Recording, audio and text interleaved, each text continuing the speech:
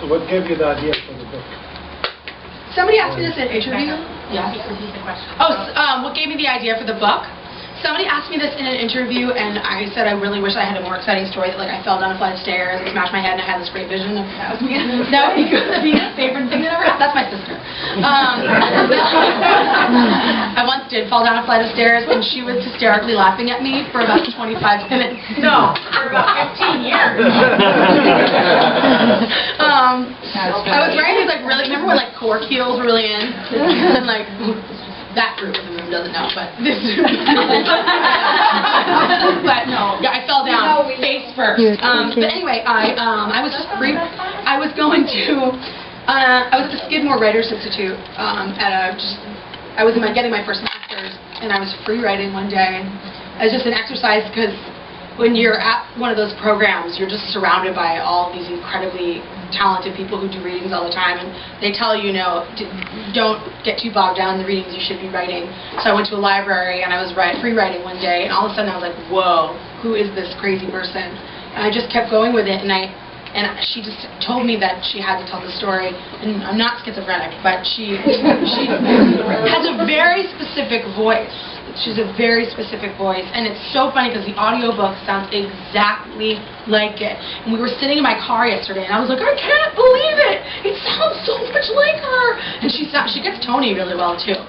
Justin kind of sounds like this. But the rest of it's really good. Oh, it's good. It is. And it's coming out when? Comes out next week. If you buy a book, you get one. $34.99 is the raffle, and all the tracks are only 3 minutes, which I think is cool.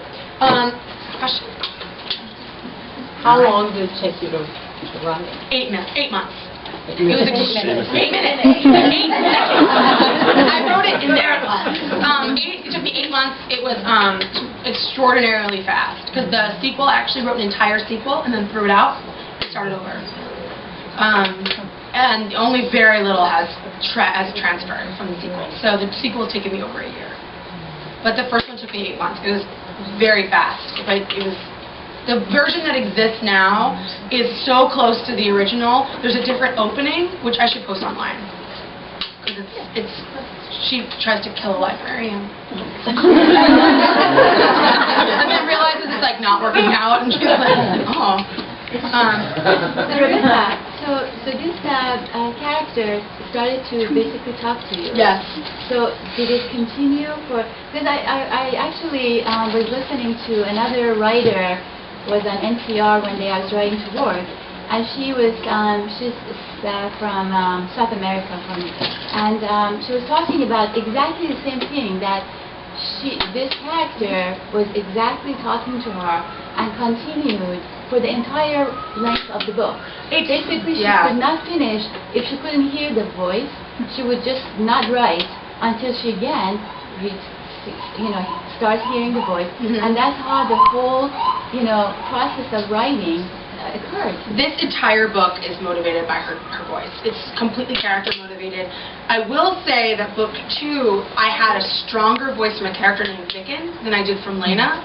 And that was very weird to me because I had never. He was so strong, and when you get through the book and you read the whole thing, and he's not really in this book very much, and he had so much to say for book 2 that I was like, whoa, this is really weird. And he's in so much of the sequel. What was his name? His name's Vicken.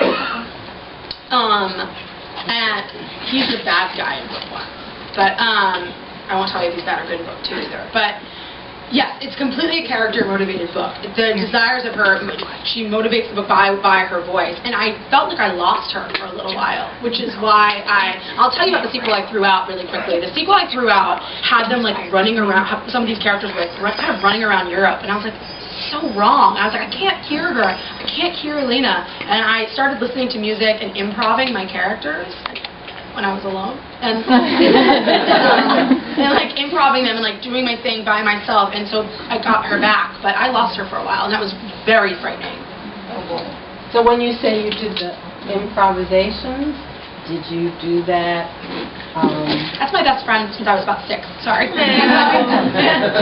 Did you write down as you improvised, or Yes. did you do it out loud? I did it out loud, and then I would write down notes as I was going through it, and I would improv her. I would also improv the villains, so that the villains had a stronger motivation. I find if you have acting backgrounds, I don't, but for me, it just, when I was by myself, I could improv her, and I could embody her, and she would say things that I didn't know, and just writing head to hand, but hand to mouth really seemed to work, and I could just pretend and really go through it, and it really helped a lot. I really suggest that. If you find yourself stuck with your character or not knowing what they should do, improv it. Yes, You've I have talked a about fabulous English teacher in the back. you've talked about how you get inspired and then get inspired again when you lose the voice or whatever. But on the other hand, do you have like a daily disciplined writing schedule? Like, how do you discipline yourself? Yes, I think there's some people in this room that would say that I let the work take over my life. But my writing discipline right now, as I am in my life right now, is I get up in the morning, I have a cup of coffee, I write from 7 a.m. to 10 a.m. I take a break, I go to the gym, I come back, I write again for 3 hours. And then most of the time within that 6-hour period, I'm on Twitter, I'm checking my email, I'm on Facebook. But most of the time, that's my schedule. And 7 a.m. is the best time for me for writing, because I was a bartender for so long that my daytime schedule was like my moments in the day were very, very important. So I think my brain just works better that early. I know it sounds weird, but you had a question, ma'am? If you've already, I have 2 questions. One is, you already have the 3 books. You know how it ends. I know how it ends. I don't know how exactly I'm Does getting everybody there. know also that you have 3 books? It's a trilogy. Everyone know that? It is a trilogy. I'm trying to figure out how I can pitch to my editor right now a companion novel written from Rose's point of view. That was my next question. Yeah. If that voice is so strong. It's so strong that I haven't done that yet, but that's something I talked to my agent about yesterday. And so that's my plan right now. Is I have 3 books in 11 countries. Be published in Thai, German, Polish, Russian, all kinds of languages. And I know how it ends. I know exactly the last line of the book. I know all of that, but I'm not sure exactly how I'm going to get there. But I did make a big craft decision with Kristen yesterday. If any of you follow my blog, Kristen and I are always vlogging, and we're always looking like we're crazy. Kind of like right now. Any more questions before we eat and have beverages? All of the other books going to be told from the voice of Lena? I can't answer that You question. don't know.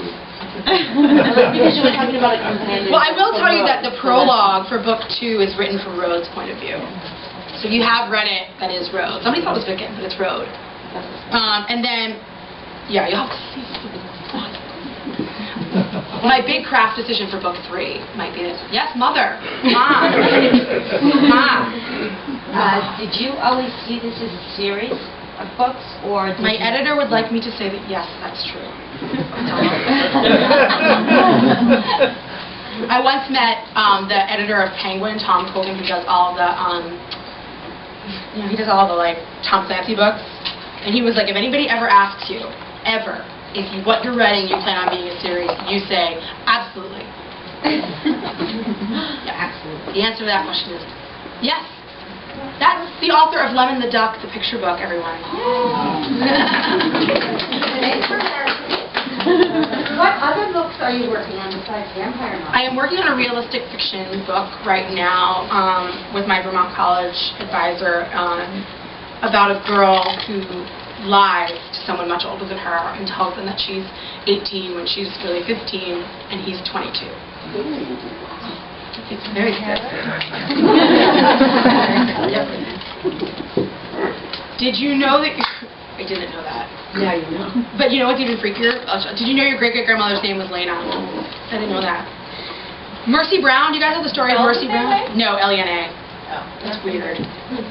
Mercy Brown, the first vampire in Rhode Island, her middle name is Lena. She just figured that's weird. What does that mean, first vampire? The first vampire they thought was ever in Rhode Island was this girl named Mercy Brown, but she actually just had teeth. She had TB, which is not to be taken lightly, but she was not a vampire. Or she was. And he laughed. That's my dad. And he just said, she sounds crazy. Mercy Brown is from Exeter, right? Isn't that the story? You're from Exeter? Yes, Exeter. Yeah. The bartender, you know. Something good in the cemetery. Yeah, they burned her heart in the cemetery. They burned her heart. They believed that she was a vampire because quickly after she died, her brother started having the same symptoms that she did, which was like extreme blood loss. So when they exhumed her, she had no blood in her body. So they cut out her heart and burned it. And they thought she was the first vampire, but really just everyone in the family was suffering from tuberculosis. Sorry to tell that story. Any other last questions? We have time for one. Oh, Jimmy! I have one that's sort of related to what you talked about. I know you talked about your schedule, but is there anything specific you do to get yourself in the mood to write in general, like candles, cookies, certain, when it's raining, a blanket with you, at a desk, on a couch, that kind of thing? Yeah, one thing I will say is that I tend to choreograph scenes a lot if I find that I can't, access sometimes one thing I'll say first. One thing you can do is not think linearly, and that sometimes you have to write the scene that's speaking to you instead of the scene that you should be writing. So A.M. Jenkins, who was my mentor last semester at Vermont College, was like, just write the frickin' scene you want to write. You don't have to write it the order you want to. And I was like, oh yeah. So I started just writing random scenes, and that's a way to inspire yourself because you're tapping into something you're really jazzed about. Listening to music, choreographing scenes to music, I like to do a lot. Nobody ever has to know the name of the song, even if it's like Evanescence or whatever. And another thing I do is go take walks. When I lived in Manhattan, I used to walk a lot, and the walking really helped. Exercising, I always write way better after I've taken a run. Cupcakes. Victoria Schwab was like that. I'm tired of her. Shut up.